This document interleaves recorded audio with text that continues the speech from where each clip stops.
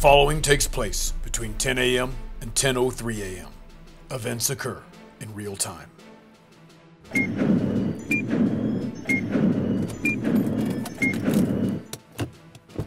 Listen, I don't care what you have to do, just do it. All right, fine. Beef up the firewall. Get an untraceable IP address. Do something. All right, let me know. Sorry, kids. I apologize for being so tense right now, but I've just found out that Q-Tip headquarters is under attack. Cyber attack. It seems that our arch nemesis, Dr. Fullowax, has put an incredibly powerful virus into our system. We've tried everything to try and fix it. We've rewired the mainframe. We've done a very expensive antivirus scan, and nothing seems to be working. So, there's only one thing left to do. It's not time to panic, that's for sure. And it's certainly not time for me to quit. Oh no, it's time for me to do the exact same thing that Jesus did whenever he faced his biggest moment of uncertainty. It's time to pray. Jesus prayed on the night that he was arrested in the Garden of Gethsemane. He knew that he was about to face the most intense moment of his life. He needed to pray to God for strength, so he prayed in the Garden of Gethsemane. Well, recruits, in your lesson today, you're going to learn some very important details about that prayer that Jesus prayed. You're going to learn that praying for God's will to be done is the most important thing to do when you are facing the most difficult time of your life. So, as usual, I may have to contact you during the day, so you just keep your satellite tuned to this frequency. I'll break in when necessary. Well, time's of the essence. I need to get back and figure out what's going on with this cyber attack. You're about to get into your very important training. Until next time, this is Agent Jack Bow Wow, signing off.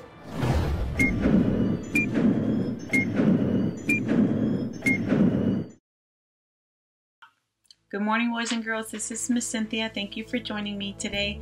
We're going to continue on our series 24, and today our Bible story is found in the book of Matthew, chapter 26, verse 36 through 46.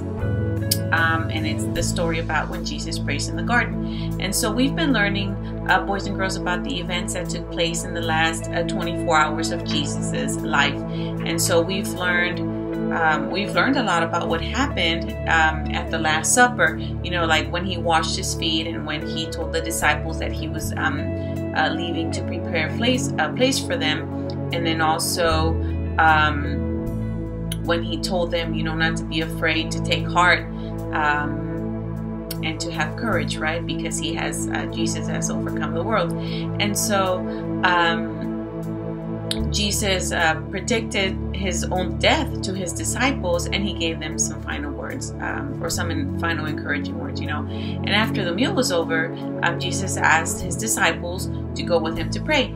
So he walked a short distance with them to a garden, you know, and he told them, my soul is crushed with grief to the point of death.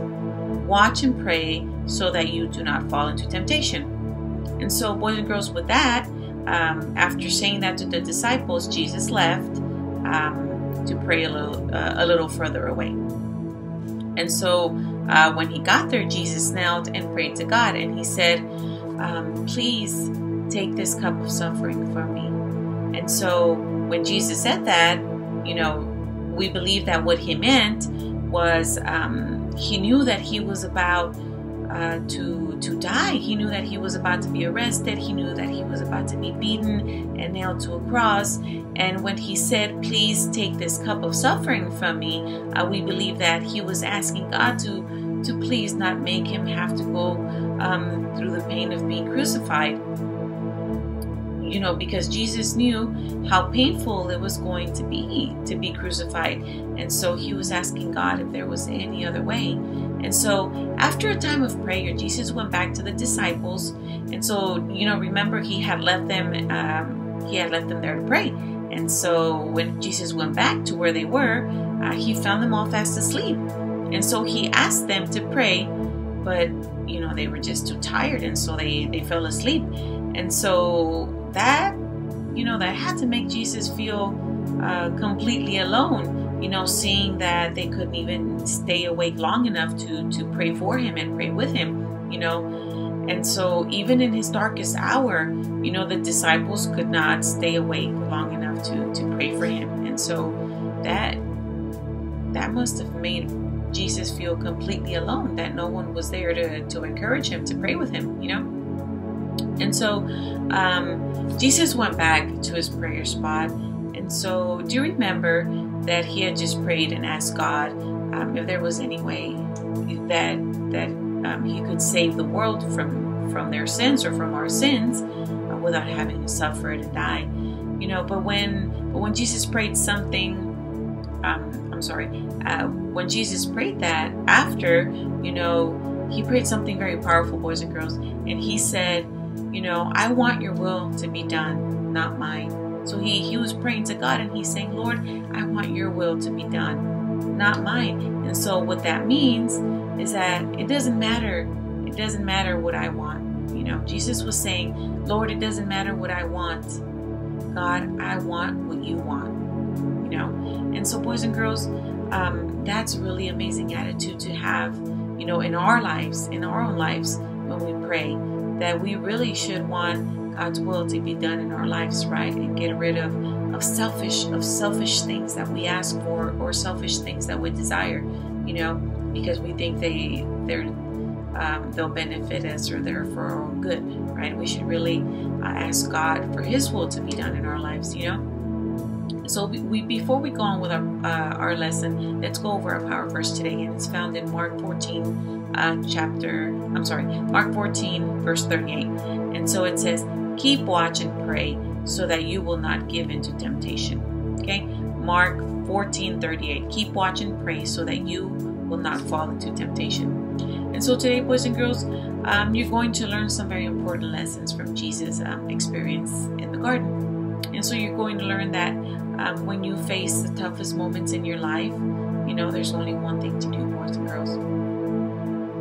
And that is to do exactly what Jesus did, to pray.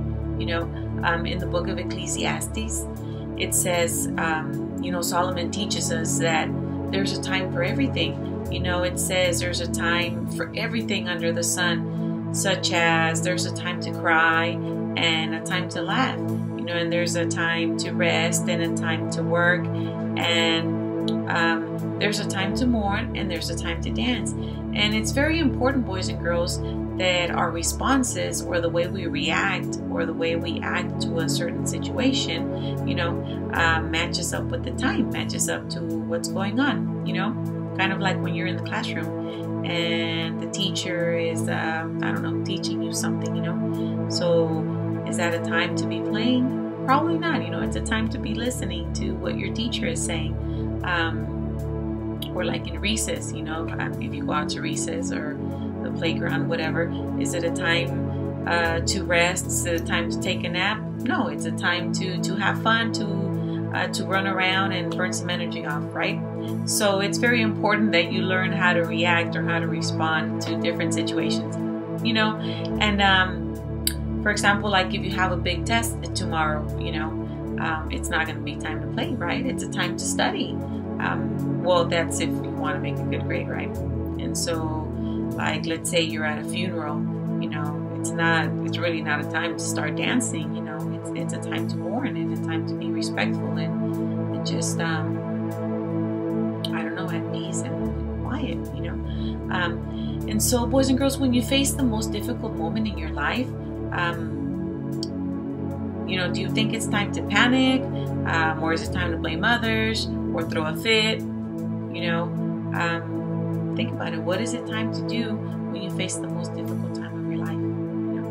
And Jesus answered that question for us. You know, in today's Bible story, Jesus prayed when he was facing the most difficult time, probably of his life. You know, of his human life here on earth. He prayed. He prayed to God the Father. You know, and so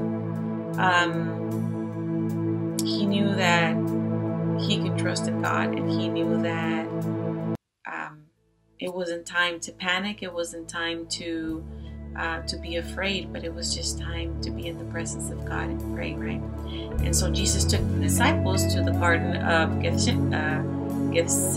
Gethsemane. Did I say it right? Okay.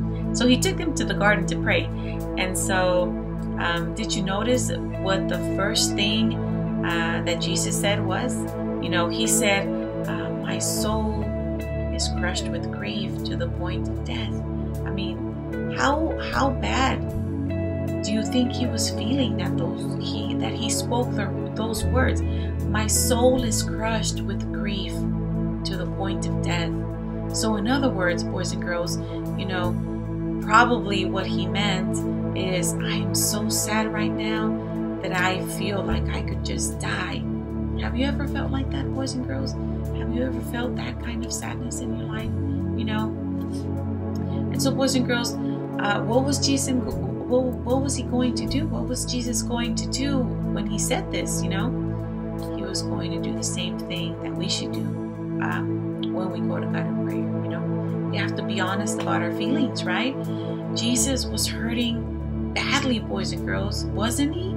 To say that he was grieved so bad to the point where he just wanted to die, and I know we exaggerate sometimes, that we feel, oh, I feel awful today, or that was awful, or that was just horrible, but I guarantee you it was nothing.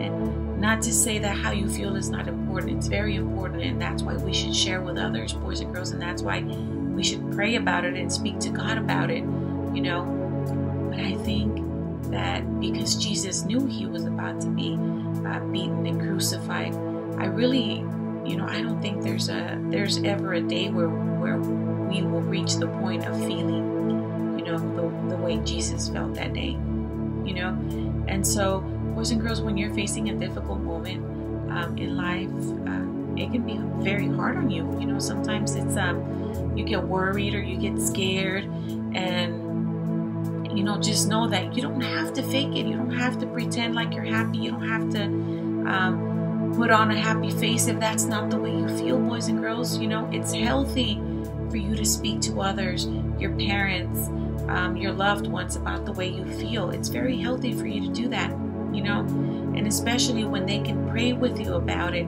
and especially when you yourself can pray about it and let God know exactly how you feel, Boys and girls, just be honest about your feelings. Be honest about the way you feel and what you're thinking, Tell your parents, your pastors, your friends that are walking with Christ, Boys and girls, not only that, ask God for help. Jesus prayed to God and said, Father, everything is possible. Everything is possible. And believe that, boys and girls, with God, all things are possible, And he said, please take this cup from me. Please take this cup of suffering from me. He knew that he was going to be in a difficult situation in a few hours, and he was about to be arrested, and Jesus was about to be put to death, boys and girls. And so he prayed to God for help, He said, please take this cup of suffering from me, And a lot of us go through suffering. A lot of us go through things that we don't want to go through, and that we feel awful about, and that we're hurting about. So we need to be honest about that and share that with our loved ones that are close to Christ and walking with Christ, because they can lead us in prayer, pray with us, And so not only that, boys and girls, not only did Jesus ask for help, he had a very important part to his prayer, which is something that we should add as well, and something that we should agree to as well, boys and girls. So do you remember what he said? He said, yet I want your will, not mine. When Jesus was praying, he said to God, I want your will and not mine, And so when you're facing what you feel is like, your life's toughest problem, pray for God's will to be done in your life, boys and girls. Jesus didn't want to have to suffer, but he knew that this was the only way that you and I could be forgiven for our sins, So he prayed for God's strength to be able to face, this test he was about to be put through, you know, through this difficult situation that he was about to be put through, you know. And so, boys and girls, even though he knew he was about to suffer, he asked for God's will to be done. He asked for, you know, not for him, for him to be saved, not for him to please, he didn't reject what he was going to have to do for us, you know. He just asked for God's will to be done, you know. And although, boys and girls, we don't like difficulties, and it's, you know, we have to realize that it's often those difficulties and those things that we go through, you know, that during those times, it's often that our faith grows, right? Because our pain and our suffering only draws us nearer to Christ, right? Why? Because we know that He is our comfort, He is our healer, He is our tower of strength, boys and girls, and He is our refuge. And so it is in those difficult times, boys and girls, that we draw nearer to God, right? And so we have to ask for His will to be done, you know. And boys and girls, you know, it's for sure I can say one thing, that God's will is not just that we survive, that we just go about life just on a daily routine, just doing things that we kind of do every day. Boys and girls, it is God's will that we thrive. You know, He wants us to make it through life, through our toughest tests, our toughest situations, our just overcome temptation, you know, but with His help, boys and girls, because without Christ, without Jesus Christ as King of our hearts, as number one in our lives, boys and girls, chances are we're going to fall into temptation over and over and over and over and over again, and we'll be defeated over and over and over again. And God doesn't want that, boys and girls. And Christ gave His life so that we can trust in Him. Christ gave His life so that we can give our lives to Him, and so that we don't have to walk this earth alone, right? So that we can be forgiven of every wrong thing that we do, and that so we can count on Him to help us not sin again, to help us not fall into temptation, to help us not tell lies, and to help us not cheat, and to help us not steal, and to help us not kill, and to help us not worry, and to help us not be afraid, right? Boys and girls, with Jesus Christ as King of your heart, you know, you don't have to be alone. You don't have to be worried. You don't have to be scared. You know, just pray that His will be done in your life, boys and girls. And you know, let's go over our power verse today again, and it's found in Mark 14:38. Keep watch and pray so that you will not give into temptation. So just pray, and prayer is just a conversation with God, boys and girls. Just like I'm speaking to you right now, that's all it is. Just be honest about your feelings with God. Tell Him how you feel, exactly how you feel. You don't have to pretend that everything's okay when in reality things are not, you know. Just pray, and He will answer your prayers, boys and girls. It may not be what you're looking for, but remember, we should always pray first that God's will be done, you know. So keep watch and pray, boys and girls, so that you will not get into temptation. All right. Have a good week. Have a good Sunday. I love you guys, and I'll see you next Sunday.